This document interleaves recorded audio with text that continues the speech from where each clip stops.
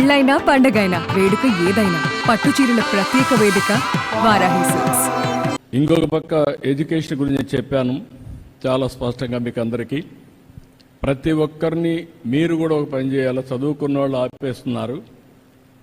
గమ్మనున్నప్పుడంతా చదువుకుంటూ ఉండాలి, ఏదో ఒకటి నేర్చుకుంటూ ఉండాలి, కొత్త కొత్త విషయాలు.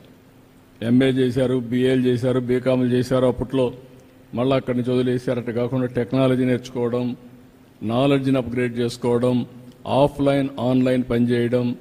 ఇప్పుడు కొంతమంది ఇండ్ల దగ్గర కూర్చొని పనిచేస్తున్నారు, హౌస్ వైఫ్స్ ఉన్నారు. నేనేం చెప్పానంటే వర్చువల్ ఫిజికల్ వర్కింగ్ అనేది రియాలిటీ. ఇంటి దగ్గర కూర్చొని బోరు కొడతా ఉంటే ఒక కొంచెం ప్రాక్టీస్ చేసుకోగలిగితే దినానికి ఒక 3-4 గంటలు కానీ మీరు పనిచేస్తే అదనంగా ఒక 40,000 50,000 ఇంటి దగ్గర కూర్చొని సంపాదించుకునే పరిస్థితి వస్తుంది. అలాంటి కొత్త కొత్త మోడల్స్ అన్నీ వస్తున్నాయి. అదే మరి ఇక్కడ వీలైతే ఇక్కడ రంగంపేట దగ్గర కానీ ఈ ఏరియాని 1 ఎకరా తీసుకొని ఒక ఐటీ ఒక టవర్ కట్టేస్తాం.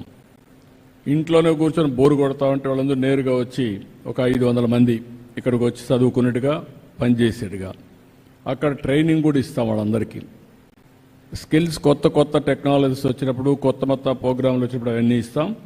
ఇక్కడ కాకుండా అక్కడ కూడా ఒక ల్యాండ్ ఉంది, మోహన్ బాబు స్కూల్ అవతల. ఆ ల్యాండ్ కూడా తీసుకొని అవసరమైతే అక్కడ కూడా కొన్ని టవర్స్ కట్టి కో వర్కింగ్ స్పేస్ కింద ఐటీ కంపెనీలు తెచ్చి అక్కడ పెట్టగలిగితే ఈ ప్రాంతంలో ఉండే వాళ్ళందరికీ ఇక్కడే ఉద్యోగాలు వచ్చేట్టుగా, ఇక్కడే పని చేసుకున్నట్టుగా తయారు చేస్తాం. దానివల్ల చాలా వరకు ఉపయోగపడుతుంది. ఇది కాకుండా ఇక్కడ స్కిల్ డెవలప్మెంట్ సెంటర్ కూడా పెడతాం. ఇక్కడ ఉండే పిల్లలందరికీ, చదువుకున్న వాళ్ళందరికీ ట్రైనింగ్ ఇవ్వడానికి టెక్నాలజీ కానీ స్కిల్ డెవలప్మెంట్ కానీ అవన్నీ ఇచ్చి ఇక్కడ మిమ్మల్ని పాస్ చేసి నేరుగా శ్రీ సిటీకి పంపించి అక్కడ ఉద్యోగాలు కూడా ఇప్పిస్తాం. ఎవ్వరు కూడా అన్ఎంప్లాయిడ్గా ఉండకుండా పని కల్పించే బాధ్యత తీసుకుంటాం. ఆ ఉద్యోగాలు కూడా ఇస్తాం. రెండవది మీరు చూస్తే తిరుపతిలో బేస్ చేసుకొని ఇక్కడ మనకు ఎలాంటి అవకాశాలు ఉన్నాయో బేస్ చేసుకొని ఒక ఇంటికి ఒక ఆంటర్ప్రెన్యూర్ని తయారు చేయాలని నా ఆలోచన. మనం ఉద్యోగాలు అడగడం కాదు, మనమే ఉద్యోగాలు ఇచ్చే పరిస్థితి రావాలని. ఇప్పుడు మొన్న వీళ్ళొచ్చి వెంకటపతి వీళ్ళందరూ వచ్చి ఒక ఎఫ్పిఓ ఫార్మర్స్ ప్రొడ్యూసర్స్ ఆర్గనైజేషన్ పెట్టారు. మ్యాంగో ఫార్మర్స్ అంతా కలిసి ఒక 300 మంది 250 మంది. దాంట్లో ఒక ఆఫీస్ పెట్టుకోవచ్చు, ఒక 10 మందికి ఉద్యోగాలు ఇవ్వచ్చు. దాన్ని బైలాస్ రాసుకొని ఏ విధంగా చేయాలనో మెరుగైన ప్రైస్ ఇవ్వడం రైతులకి, దాన్ని వాల్యూ అడిషన్ కానీ ఏం చేయాలో చేయడం, అక్కడి నుంచి బ్యాక్వర్డ్ ఫార్వర్డ్ ఇంటిగ్రేషన్. చెట్టు ఉంది, అక్కడి నుంచి ఏ విధంగా పంట దిగుబడి పెంచాలి, బెస్ట్ ప్రాక్టీస్ తేవాలి, పోస్ట్ హార్వెస్టింగ్ ఏ విధంగా దాన్ని హార్వెస్ట్ చేయాలి, హార్వెస్ట్ చేస్తారు దాన్ని ఏ విధంగా ప్యాకేజ్ పెట్టాలి, కోల్డ్ చైన్ పెట్టాలి. అంటే మనం ఇవన్నీ కూడా పర్ఫెక్ట్గా చేస్తే దానికి రేటు కూడా అదే మరిగా వస్తుంది. అలాంటివన్నీ చేయడానికి కొంతమంది ఆంటర్ప్రెన్యూర్స్ని తయారు చేస్తాం.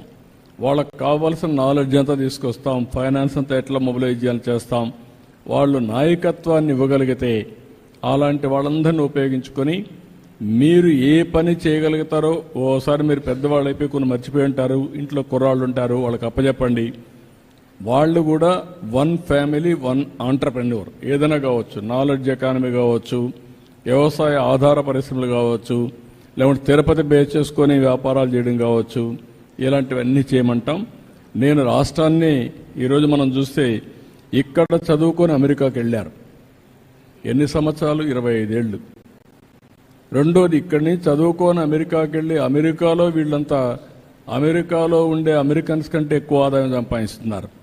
అమెరికాలో ఉండే అమెరికన్స్ ఆదాయం $60,000 అయితే ఇక్కడ చదువుకున్న తెలుగు పిల్లల ఆదాయం $120,000 సంపాదిస్తున్నారు. వాళ్ళకంటే డబుల్గా సంపాదిస్తున్నారు. ఇప్పుడు వీళ్ళు ఆంటర్ప్రెన్యూర్స్ అయిపోయారు. ఒకరు ఒక పెట్రోల్ బంక్ పెడుతున్నాడు, ఇంకొక 3 పెట్రోల్ బంకులు పెడుతున్నాడు, దానికి ఒక సీఈఓని పెడుతున్నాడు, అక్కడి నుంచి ఒక హోటల్ పెడుతున్నాడు, ఇంకో 4 హోటల్ పెడుతున్నాడు. ఇట్లా అమెరికాలో కానీ అన్ని దేశాల్లో మన వాళ్ళు ఆంటర్ప్రెన్యూర్స్గా తయారైపోయే పరిస్థితికి వచ్చారు. అందుకే నేను Ratan Tata innovation hub board పెడుతున్నా, 5 జోన్స్ 5 పెడుతున్నా.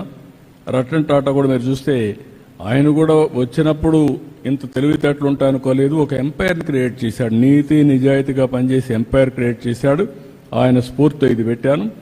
తిరుపతి రేణిగుంట్లని నిన్నే కలెక్టర్ చెప్పి ఫైనలైజ్ చేశాను. ఒక 10 ఎకరాల ల్యాండ్లో ఇన్నోవేషన్ హబ్ పెట్టి పారిశ్రామికవేత్తలను పెట్టి తిరుపతి జిల్లా మొత్తం ఇండస్ట్రియలైజేషన్ చేయడమే కాకుండా ఈ జిల్లాలో ఉండే యువతని పారిశ్రామికవేత్తలుగా ఆంటర్ప్రెన్యూర్స్గా తయారు చేయడం నేను ఒక పద్ధతి పెట్టుకున్నా. అది కూడా తయారు చేస్తాను. ఎంతమంది వీలైతే అంతమంది ప్రమోట్ చేస్తాను. ఇప్పుడు నేను ఇక్కడే పుట్టాను, మీదనే తిరిగాను. ఈరోజు నాకు అవకాశం వచ్చి 78లో ఎమ్మెల్యే అయ్యాను. రేపటికి 50 ఏళ్ళు అవుతుంది. ఎమ్మెల్యే 50 ఏళ్ళు, ఇంకో 3 ఏళ్లలో. అక్కడి నుంచి ముఖ్యమంత్రి అయ్యాను, 4వ ముఖ్యమంత్రి అయ్యాను. అంటే మనకు వాళ్ళకందరికీ తెలివితేటలు లేవని కాదు, నాకు వచ్చిన అవకాశాన్ని అందిపుచ్చుకొని ముందుకు పోతూ వచ్చాను. స్ట్రగుల్ చేస్తూనే ఉన్నా. అది అందరం కానీ చేయగలిగితే మనం అనుకున్న లక్ష్యాల్ని నెరవేర్చుకునే పరిస్థితి వస్తుంది. సుమన్ టీవీలో మీ పర్సనల్ అండ్ బిజినెస్ ప్రమోషన్స్ కోసం కింది నెంబర్కి కాంటాక్ట్ చేయండి.